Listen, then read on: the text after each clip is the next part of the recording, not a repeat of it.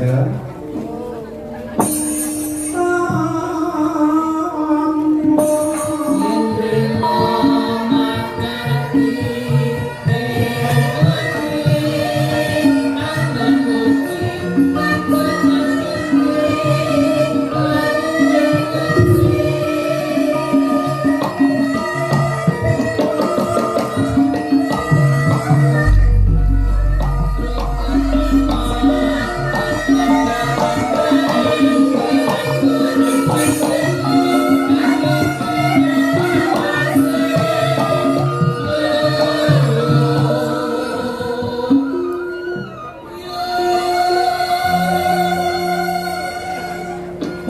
Rumangsaku sinom nyamat ki ora juare yo.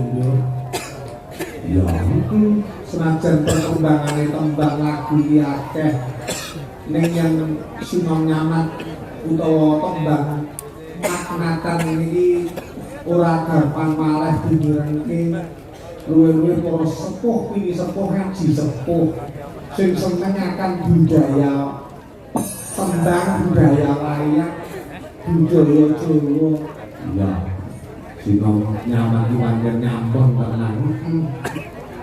Monggo dilajengaken jeneng.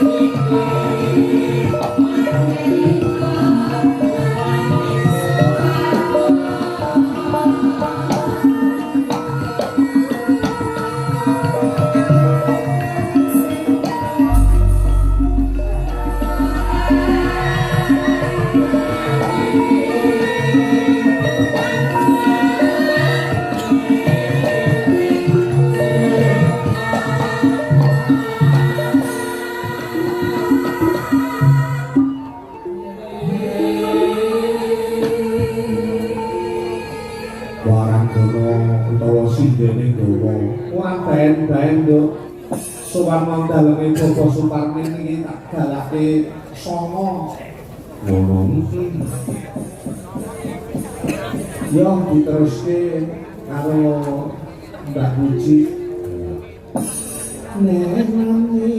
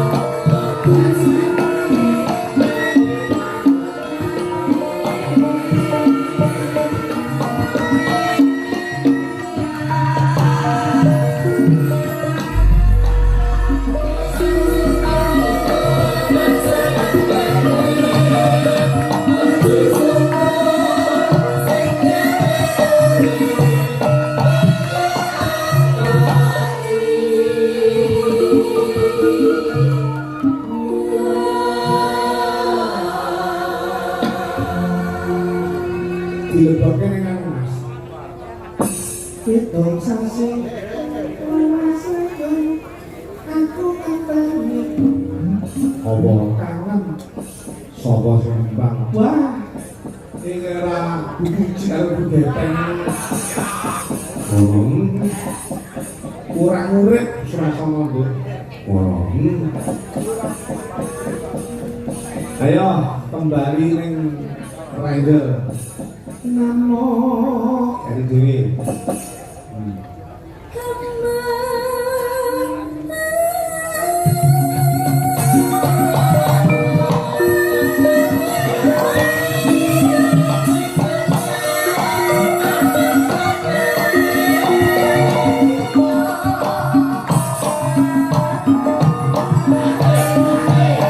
Persiapan jaya.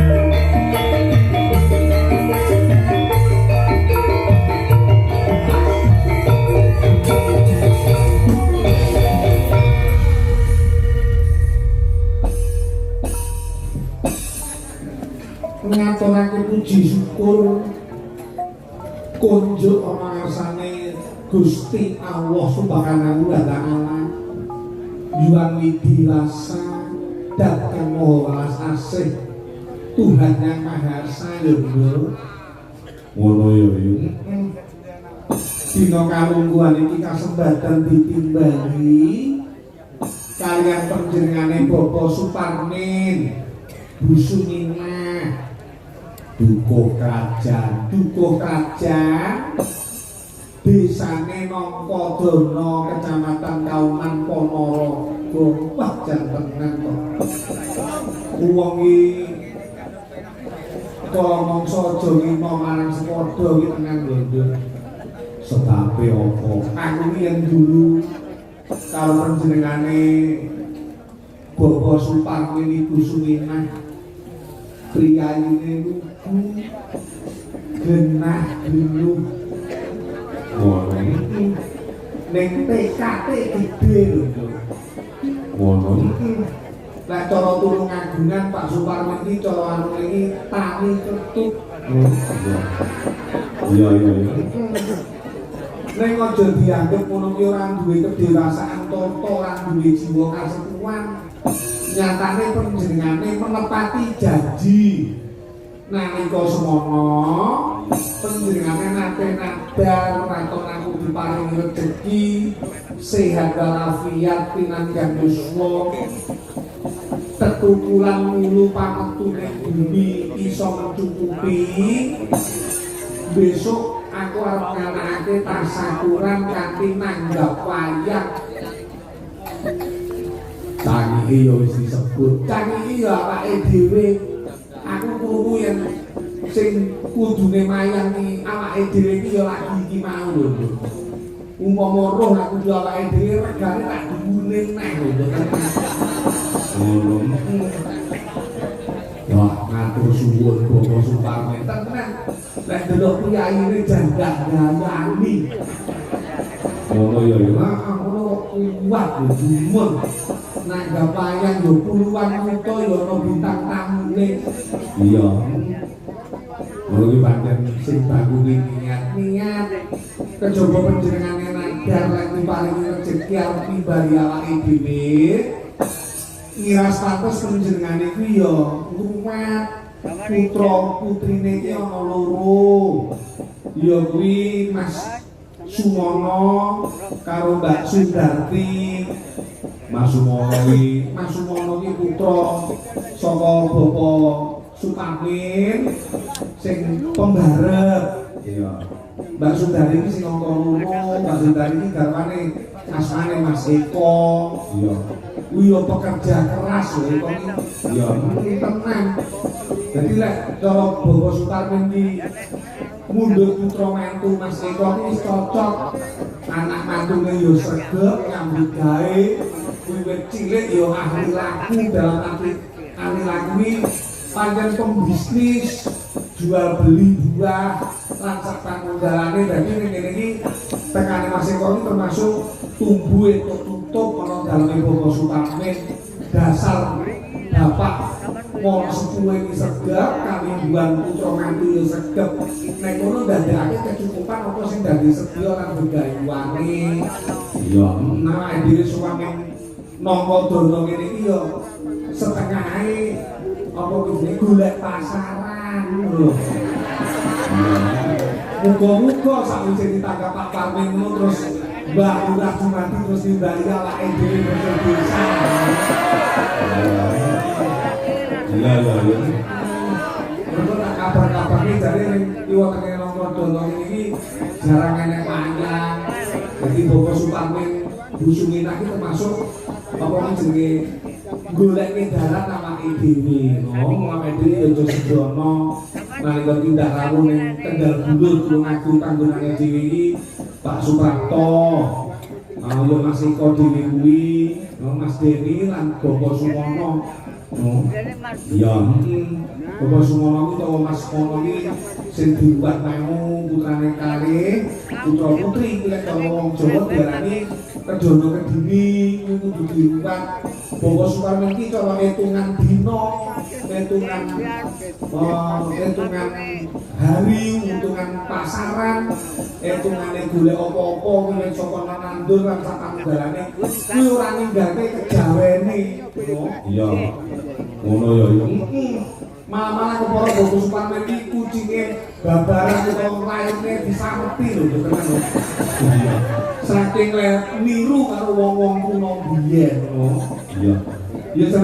Ya senajan agama lan kapercayaan pesan perkembangane agama iki apa wong jenenge kanggo adhek-adheke wong urip ning jagat raya ning ilmu kejawene iki aja nganti ditinggalke. Mergo apa digolong apa awake dhewe urip ning tanah Jawa gunakake hitungan ngono. Iya. Sing ora lepas saka hitungane dina lan pasaran sing digabungke tiba tumrap kabahagiaan lan katentreman. Oh iya. Jadi Bobo Suparman ini sing nggeni hal-hal ngono iki, lha awake dhewe iki generasi muda iso nyontoh marang panjenengane Bobo Suparman. Oh iya. Ya ini gasek ya yo. Tenan ngono, nang kene tak kabar-kabarke jroning nandur daerah kene kuwi mau ora lepas saka mari 1 taune iso Kudamara pangan telung nyangan. Oh iya. Mula awake dhewe iso nderek muji muga-muga Bobo Suparman sakeluarga kaliso ing sambikala ramalan sawiji apa tansah pinaringan kawilujengan lahir batin sehating jiwa raga pinanjang yuswa lan matur suwun atas kerawuhane para bapak ibu ingkang sampun kepareng rawuh ing dina kalungguhan iki. Muga-muga pandonga pamujine para bapak ibu ingkang sampun kepareng rawuh dadi srana slamet kabeh para warga, slamet donya, slamet akhirat, kecukupan apa sing dadi niat hajate, ketekan apa sing dadi sediane pinanjang yuswa lancar rezekine. Amin Allahumma amin. Wis ngomae dene awake dhewe wakile tuan rumah mbok menawa Bobo Suparman ki anggone nyaosi pakurmatan wiwit saka pinarakan unjukan daharan kurang nuju prana Bobo Suparman nyuwun pangapura.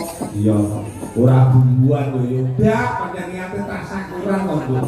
Dadi panjenengane iki termasuk pejuang seni. Berjuang demi kemajuan seni budaya lan awake dhewe iki pelaku seni. Kok diarani pejuang seni? Pejuang iki mesti gelem berkorban. Kula panjenengane berkorban tenaga, pikiran, bahkan seperangan harta bendane kanggo nguri-uri budaya bangsa ben iso saya ngrembaka. Lah awake dhewe pelaku seni tanpa didukung karo para pejuang seni ora bakal bisa berkembang seni budaya ing bangsa. Kula Bobo Suparman Ibu Suminah setitik akeh iki minangka dadi pejuang seni sehingga iso dadi srana ngrembakane seni budaya bangsa luwih-luwih jroning seni pewayangan. Oh iya. Dene awake dhewe sing minangka dadi tangi limbuk aja pisan-pisan dadi srana pemecah belah bangsa, ning tangi limbuk iki dadi srana pemersatu para warga. No, ya senajan ning medsos, ning media sosial saiki akeh para-para sing pengen mengadu domba warga masyarakat apa kuwi liwat suku, apa kuwi liwat agama, apa kuwi liwat ras, ning awake dhewe sing minangka dadi kawula cilik iso tetap bersatu, no, sing di bawah naungan Pancasila sing minangka dadi sumber dari segala sumber hukum. Ngono. Anten yen awake dhewe mikir lho. Awake dhewe iki dina lagi dibenturkan lewat berbagai cara supaya warga masyarakat iki ben pecah. Mengko lek warga masyarakat iki pecah, kuwi sing dibutuhkan ora ono liya kejaba amung wong-wong sing kepengin merong-rong kewibawaane bangsa. No, iya. Ya yo. Dene carane pecah wargane iki yo mau sing tak aturke liwat suku, luwih-luwih saiki dina iki liwat agama. Aja meneh kok beda agama. Senajan seagama, umpamane agama Islam, dina kalungguhan iki akeh wong bedane kiai, bedane tafsir, bedane ngarep omahe iso dadekke gundreng suasana. Mula awake dhewe sing mayoritas beragama Islam aja membedakan kuwi saka pondok pesantren endi saka pondok pesantren endi sing baku kabeh dirangkul minangka dadi dulur, minangka dadi kanca, minangka dadi batin saéngga iso mempererat tali persaudaraan. Bedane tafsir aja ndadekake perpecahan, bedane akidah aja ndadekake perselisihan, ning kabeh kuwi mau dadi asrama pemersatu lan keindahan dalam hidup berbangsa dan bernegara, no? Ya, ya, ya neng desa yo manut aturane Pak Lurah utawa Bapak Kades. Mergo jroning Quran lan hadis wis dawuhke ati kula ati rasul bahwa lan mingku taat karo Gusti Allah, taat karo rasule, taat karo negarane, lek negara ya piye ya manut apa sing dadi perintahe pemerintah desa. Oh, mulai ini coba matur suwun karo Pak Pamin. Uga terima kasih karo pemerintah desa. Luwe-luwe nek nongko dono ngene termasuk penjare Mbak Lurah sak setapipun sak perangkatipun Bapak-bapak Timmas, Babinsa, Babinkamtib Timmas munggahe nek kon pinter atur suwun atas diadakannya utawa diberikannya izin pagelaran yang beriki. Juga mengucapkan banyak terima kasih kalau konco-konco Karang Taruna dina iki wis kompak banget yo Karang Tarunane nom-nomane yo giat gigih dalam hal ikut menetralisir dan menenteramkan suasana. Gimana aku ketemu karo bolo-bolo Karang Taruna, muga-muga sukses. Mergo sithik akeh para nom-noman iki calone dadi apa jenenge penerus generasi tua, no? Ya muga-muga yang duweni jiwa nasional. Nduk, sakeh-sakeh sing diaturake bangune dina iki awake dhewe partai ini menghibur, ya. Iki diaturake niat hajate Pak Parmin wis diaturake. Sing bagus saiki awake dhewe taos hiburan. Ya, sadurunge taos hiburan iki arepe njajal merintahke karo anak wadon telu. Oh, ya. Sapa wae kanggo pambuka campur sari nyuku Semaradani lan kawitan Nuhamong Rasa.